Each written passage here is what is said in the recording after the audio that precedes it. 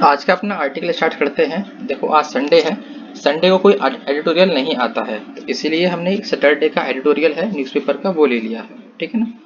तो इसे पढ़ते हैं। यहाँ पे लिखा हुआ है India बेटर्स score in latest SDG index. जो हमारा इंडिया है, जो हमारा भारत है, वो बेटर स्कोर कर रहा है, यानी कि उसकी जो स्कोरिंग है वो एक अच्छी है। ठीक है ना, अच्छा स्कोर कर रहा है। कहाँ पर? जो लेटेस्ट, लेटेस्ट मतलब है हाल ही में, ताज़ा यानी नया। और एक इंडेक्स आया है, एक सूची आई है किस चीज़ की? SDG। देखो SDG क्या होता है, समझने का कॉन्सेप्ट है। इसे कहते हैं सस्टेनेबल डेवलपमेंट गोल। अब ये सस्टेनेबल डेवलपमेंट गोल क्या होते हैं, ठीक है ना, पहले इन्हें समझ लेते हैं फिर आगे बढ़ते हैं। ये एक तरीके का, मान लो कि सस्टेनेबल का मतलब होता है कोई एक ऐसी चीज़ जो लंबे समय तक चले। डेवलपमेंट का मतलब होता है विकास, और गोल मतलब होता है हमारा एम। तो हमें एक ऐसा एम बनाया है हमने, एक ऐसा हमारा टारगेट है जो काफी लंबे समय तक चले, और क्या, हमारे विकास का, यानी कि हमें विकास करना है। और विकास ऐसा करना है कि वो काफी लंबे समय तक चले, और वो हमें किसी एक क्षेत्र में नहीं करना, वो हमें 17 क्षेत्रों में करना है। 17 यानी 1 और 7, 17। तो 17 हमारे पास ऐसे फील्ड हैं जिनमें हमें अपने डेवलपमेंट करना है, और वो डेवलपमेंट कैसा होगा? सस्टेनेबल होगा, यानी कि टिकाऊ होगा, जो काफी लंबे समय तक चलेगा। ठीक है ना। और ये खाली हमारे का नहीं है, कि अगर हमारे देश की ही बात नहीं है, क्योंकि अगर हमारे देश की होती तो फिर इसमें स्टेट के हिसाब से आता, इंडिया के हिसाब से सूची नहीं आई है। अब इंडिया के हिसाब से आई है, तो इसका मतलब ये है कि ये जो इंडेक्स बनाई गई है, ये जो सूची बनाई गई है, ये पूरे ओवरऑल वर्ल्ड के हिसाब से है। ठीक है ना। तो उसमें क्या है, जितनी भी कंट्री हैं उसमें हमारे इंडिया की बात करी गई है कि इंडिया उस जो सूची है उसमें अच्छा स्कोर कर रहा है। और सूची किस चीज़ की है? कि हमें एक सस्टेनेबल गोल, सस्टेनेबल डेवलपमेंट गोल करना है, यानी एक अचीव करना है एक ऐसी चीज़ को जो काफ़ी लंबे समय तक चले। अब वो कौन कौन सी चीज़ें हैं जिनको हमें अचीव करना है? देखो वो जैसे कि हो गया, एक हो गया हमारा एनवायरमेंट हो गया। ठीक है ना, कि हमारा जो वातावरण है हमें उसका ग्लोबल वार्मिंग को कम करना है। हिंदी में समझ सकते हो, यानी कि जो वातावरण में जो हमारी हीट है, जो गर्मी है, ठीक है ना, जो हर साल प्रति साल जो गर्मी बढ़ती जा रही है हमारे वातावरण में, उसे रोकना है, उसे कंट्रोल करना है। ठीक है ना। आतंकवाद हो गया, उसे कंट्रोल करना है। ठीक है ना। और ये जो डेवलपमेंट हो गया, इंडस्ट्रियल डेवलपमेंट हो गया, इनोवेशन हो गया। ठीक है ना। और ये जो सारी चीज़ें हैं, इन चीज़ को हमें लेके चलना है और इनमें विकास करना है। ठीक है ना। आपने देखा होगा कि आजकल क्या है कि ये सोलर एनर्जी पे ज़्यादा हमें ध्यान दिया जा रहा है। ठीक है ना, जैसे कि जहाँ देखो वहाँ सोलर प्लेट लगाई जा रही हैं, तो वो भी आप इसी का ही पार्ट मान सकते हो। क्योंकि सोलर जो एनर्जी होती है वो क्लीन एनर्जी होती है। क्लीन एनर्जी का मतलब है वो एक ऐसी ऊर्जा होती है जिससे कोई पॉल्यूशन नहीं होता, और जब पॉल्यूशन नहीं होगा तो उससे हमारा वातावरण भी खराब नहीं होगा। ठीक है ना। और दूसरी बात, सोचने वाली बात ये है कि इस लिस्ट में सबसे पहले नंबर पे क्या आता है, कि यानी कि हमारी सबसे पहली प्राथमिकता क्या है, हमें किस चीज को सबसे ज्यादा ध्यान देना है, तो वो है हमारा वातावरण। ठीक है ना। देखो सोचने वाली बात यह है कि जो हमारा आतंकवाद है वो दूसरे नंबर पे आता है, और उससे पहले आता है हमारा वातावरण। ऐसा क्यों है? यानी कि ये जो कंट्रीज हैं, ये जो अगर हम ग्लोबल के स्तर पर देखें, तो आतंकवाद से ज्यादा ये जो प्रकृति है, ये जो एनवायरमेंट है, ठीक है ना, जो क्लाइमेट है, इसको ज्यादा ध्यान दिया गया है। उसका कारण ये है कि सपोज करो कि यदि कोई वातावरण, उसके क्लाइमेट चेंज की वजह से कोई क्या कहते हैं, बाढ़ आती है। ठीक है ना। और जब बाढ़ आती है तो एक ऐसी स्थिति होती है, हम सिर्फ उसमें अपना बचाव कर सकते हैं, हम उसे रोक नहीं सकते। ठीक है ना। क्योंकि वो प्राकृतिक आपदा है, उसे हम रोक नहीं सकते, उसे सिर्फ हम बचाव कर सकते हैं। पता पड़ जाएगा कि इस इलाके में बाढ़ आने वाली है, तो उस इलाके को हम खाली कर सकते हैं। ठीक है, सिर्फ इतना कर सकते हैं। और उससे नुकसान भी ज्यादा होगा अगर हम नहीं बचा पाते हैं खुद को, तो जान के साथ साथ माल का भी नुकसान होता है, जो हमारी प्रॉपर्टी होती है, घर वगैरह होते हैं, सब के सब ढह जाते हैं। दूसरा होता है आतंकवाद। आतंकवाद में क्या होता है? आतंकवाद एक ऐसा, ये एक काम है, इसे हम रोक भी सकते हैं और इससे बच भी सकते हैं। ठीक है ना। यदि अगर हमें पता लग जाए कि कल सपोज करो कि ये वाला टेररिज्म जो ऑर्गेनाइजेशन है ये अटैक करने वाला है, ठीक है ना, तो उसे हम रोका भी जा सकता है और उससे बचा भी जा सकता है। ठीक है ना। और उससे क्या होता है कि कहीं कहीं पर ही होता है कि हमारी जो बिल्डिंग वगैरह है इनको नुकसान हो, अदरवाइज नॉर्मली लोगों की जान जाती है। ठीक है ना। तो आतंकवाद तो एक ऐसा है कि उसे रोका भी जा सकता है, उससे बचा भी जा सकता है। जबकि जो पर्यावरण वाला है उसे सिर्फ बचा जा सकता है, उसे रोका नहीं जा सकता। तो उसे रोकने के लिए, और ये एक दिन का काम नहीं है, तो इसीलिए हमने अभी टारगेट बनाया है कि हम अपने जो क्लाइमेट चेंज है उसे हम और बिगड़ने नहीं देंगे, खराब नहीं होने देंगे, इसे बनाकर रहेंगे इस स्थिति को, ठीक है ना, ताकि आगे आने वाले वक्त में चीज़ें और ज़्यादा खराब ना हो। तो इसका हमारा एक टारगेट है, ये स्टार्ट हुआ था 2015 से और 2030 तक का टारगेट है, ठीक है ना, कि 2030 में जाकर हमें हर चीज़ को एक लेवल पे लेके आना है, ठीक है ना। तो ऐसा कुछ है। तो आपको समझ में आया होगा एकदम, ये प्रॉपर समरी है, ठीक है ना। ये जो वर्ड है ना SDG, सस्टेनेबल डेवलपमेंट गोल, खाली इस वर्ड को समझ लो, पूरा आज का आर्टिकल आपको समझ में आ जाएगा, ठीक है ना। अब आपको ये समझ में आ गया होगा।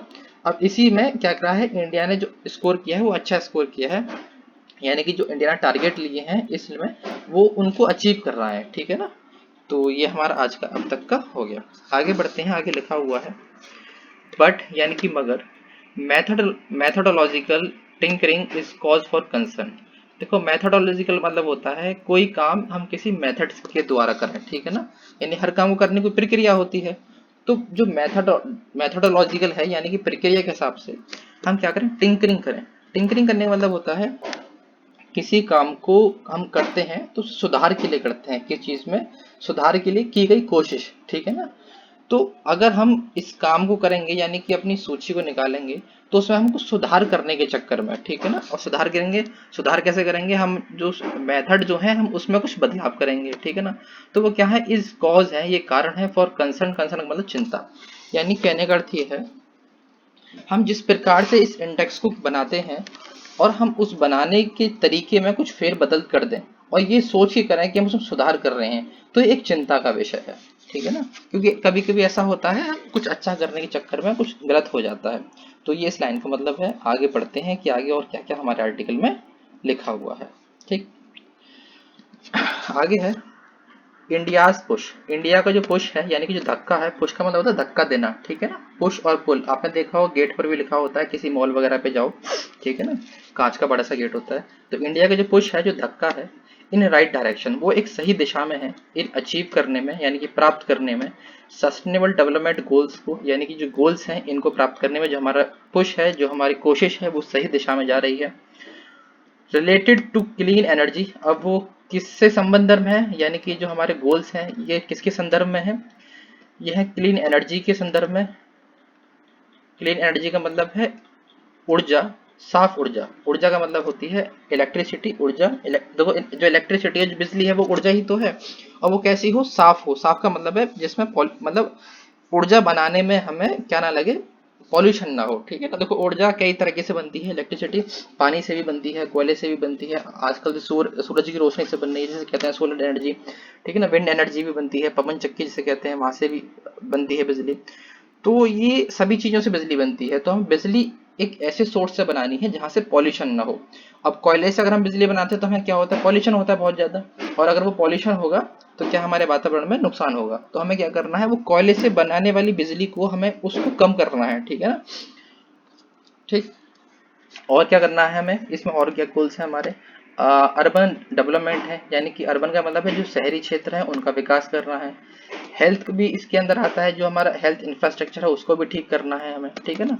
तो अब इन सभी चीजों ने क्या किया है, हेल्प किया है, हेल्प मदद करी है। It improve its overall SDG score from 60 in 2019 to 66 in 2021, ठीक है ना। अब ये क्या है, अब इन चीजों में हमने क्या करा, थोड़ा सा विकास किया है, यानी क्लीन एनर्जी के क्षेत्र में हमने थोड़ा अच्छा विकास किया है, अर्बन डेवलपमेंट के क्षेत्र में विकास किया है हमने, हेल्थ के क्षेत्र में विकास किया है। ये इस लिस्ट के अकॉर्डिंग है, ठीक है ना। अगर हम वैसे देखोगे तो वैसे इतना कुछ खास है भी नहीं है, ये लिस्ट में अगर रिपोर्ट आई है तो उसके हिसाब से लिखा हुआ है, ठीक है ना।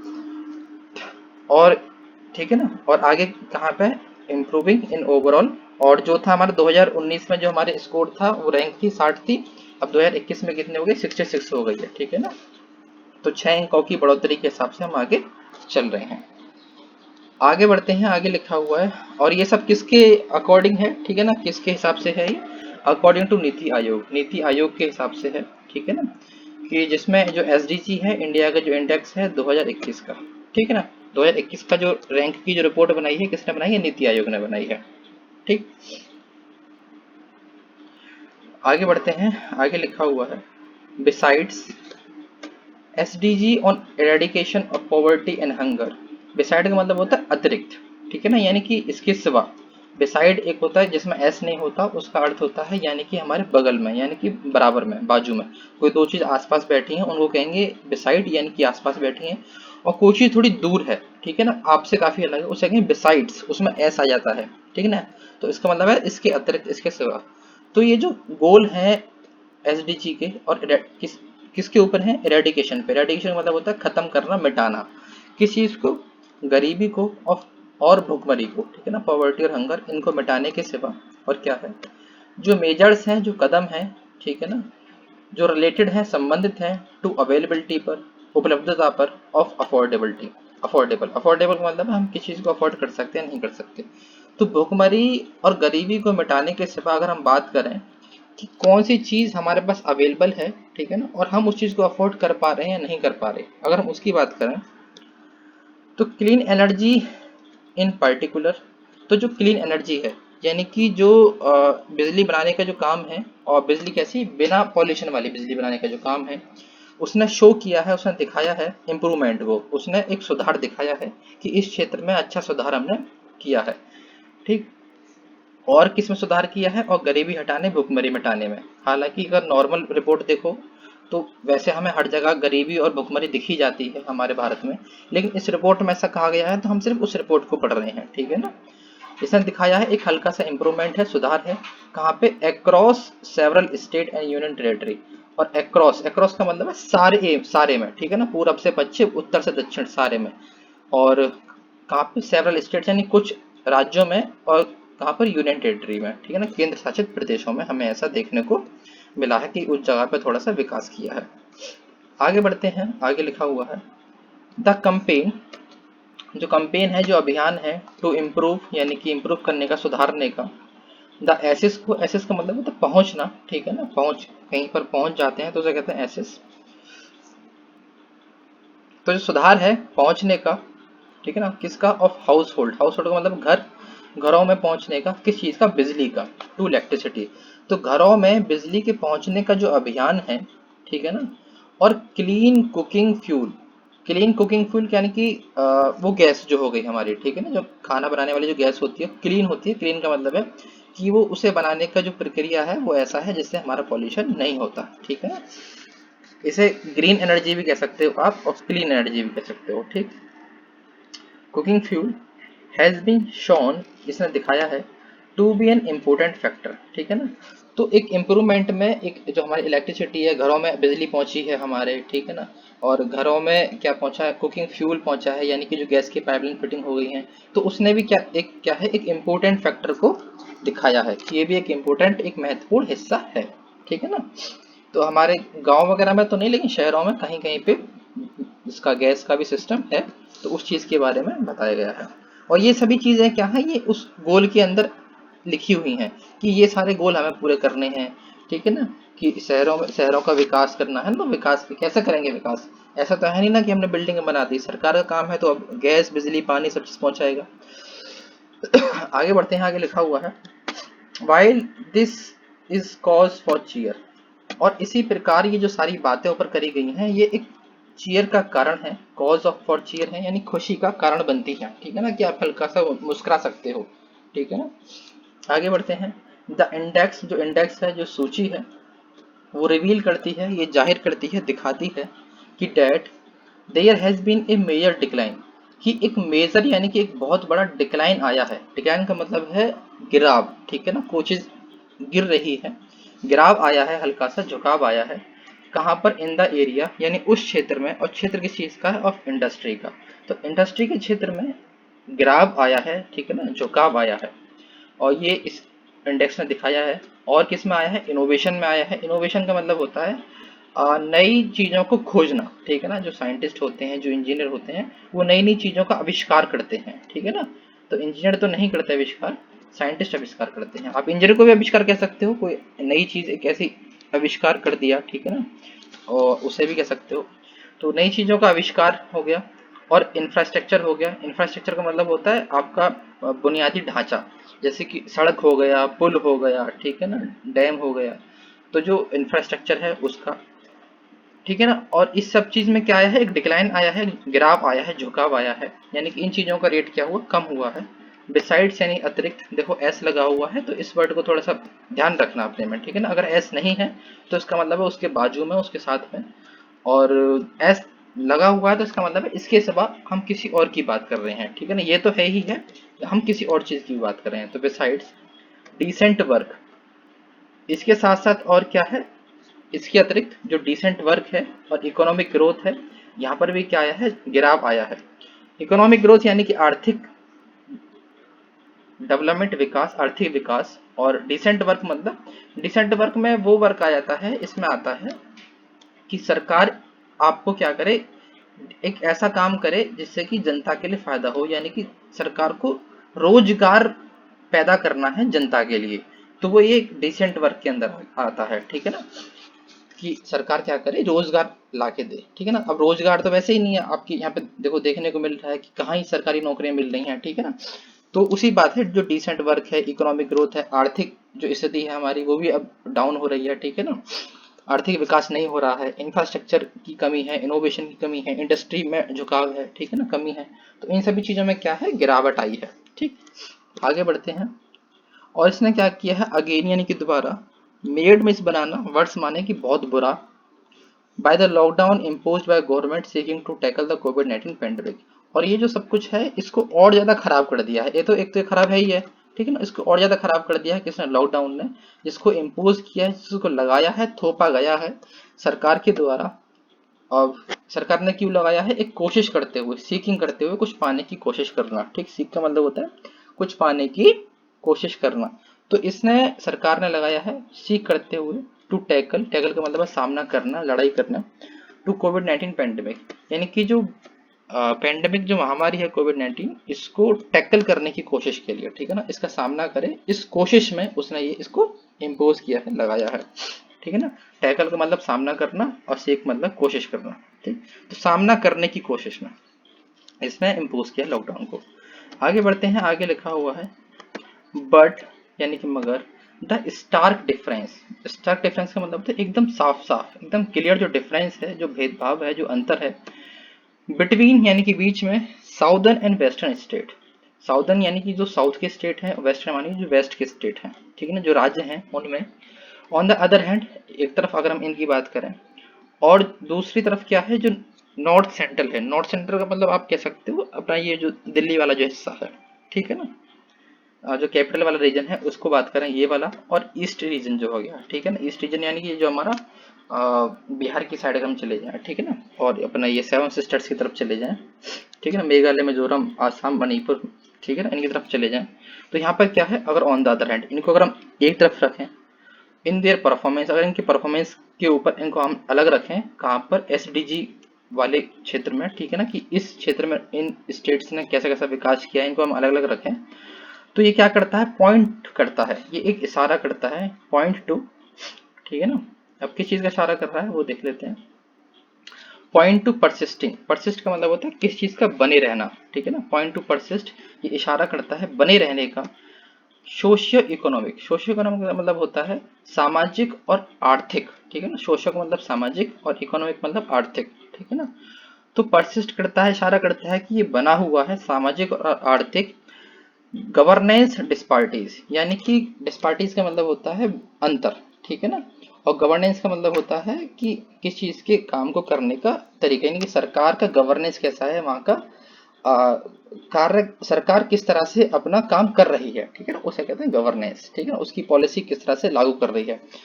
तो सोशली और इकोनॉमिक अगर के हिसाब से देखें तो इन दोनों जो क्षेत्र हैं, अगर हम साउथ को, वेस्ट को एक साथ लेते हैं, नॉर्थ सेंट्रल को और ईस्ट को एक साथ लेते हैं, तो हमें ये देखने को मिलता है कि सरकार की जो काम करने का जो विधि है, ठीक है ना, उसमें काफी भेदभाव है, काफी अलग है, ठीक है ना, वो उसमें काफी डिफरेंस है। आगे बढ़ते हैं, आगे लिखा हुआ है दीज दीज इफ लेफ्ट अनएड्रेस, अगर हम इन चीजों को क्या करें, अनएड्रेस कर दें, इनको छोड़ दें। लेफ्ट का मतलब होता है छोड़ देना, और अनएड्रेस का मतलब होता है हम अगर इनके बारे में बात ना करें, ठीक है ना। इफ लेफ्ट में छोड़ देना, अनएड्रेस, अनएड्रेस का मतलब है कि अगर हम इनके बारे में विचार ना करें, इनके बारे में बात ना करें, ठीक है ना, तो ये क्या करेंगे, ये विल एग्जरबेट फेडरल चैलेंज, तो एग्जर्वेट कर देंगे, एग्जर्वेट का मतलब होता है और बुरी स्थिति बना देना, किसी चीज की स्थिति को और ज्यादा खराब कर देना। तो ये और ज्यादा खराब कर देंगे किसको, फेडरल चैलेंज को। फेडरल मतलब क्या होता है, फेडरल का मतलब होता है, आप एक समझ सकते हो, एक स्टेज होती है जिसमें हम ताकत का बंटवारा करते हैं। पहले सेंटर को दी जाती है, यानी केंद्र को दी जाती है, फिर थोड़ी सी पावर उससे कम राज्य को दी जाती है, फिर वो नीचे एक लेवल पर आती है, ठीक है ना, लोकल गवर्नमेंट के लेवल पर आती है, तो उसे कहते हैं फेडरल, ठीक है ना, फेडरल स्ट्रक्चर, पावर का बंटवारा होना लेवल के हिसाब से।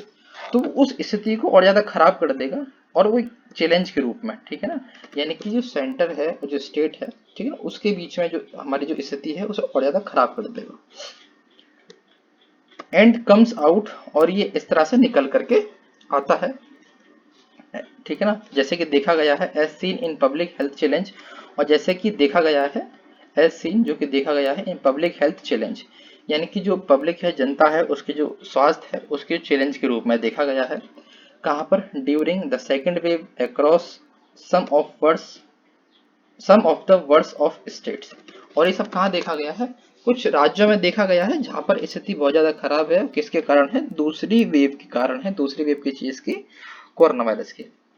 ये कोरोना वायरस की दूसरी वेव जब आई है तो इसने दिखाया है कि जो स्टेट्स हैं, कुछ स्टेट्स हैं, वो कितनी बुरी तरह से, ठीक है ना, प्रभावित हुए हैं और अच्छा परफॉर्म नहीं कर पा रहे हैं, ठीक है ना। तो ये सब चीजें क्या करेंगी, ये केंद्र के और राज्य के बीच में क्या करेंगी, एक फेडरल चैलेंज को क्रिएट करेंगे, ठीक है ना।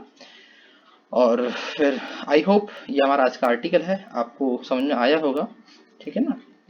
और आज का आर्टिकल इजी ही था, बस थोड़ा समझने के ऊपर था। एक टर्मिनोलॉजी है जो SDG है, सस्टेनेबल डेवलपमेंट गोल्स है, अगर हम इसे समझते हैं तो फिर हमें कुछ खास है नहीं इसके आज के आर्टिकल में, ठीक है ना।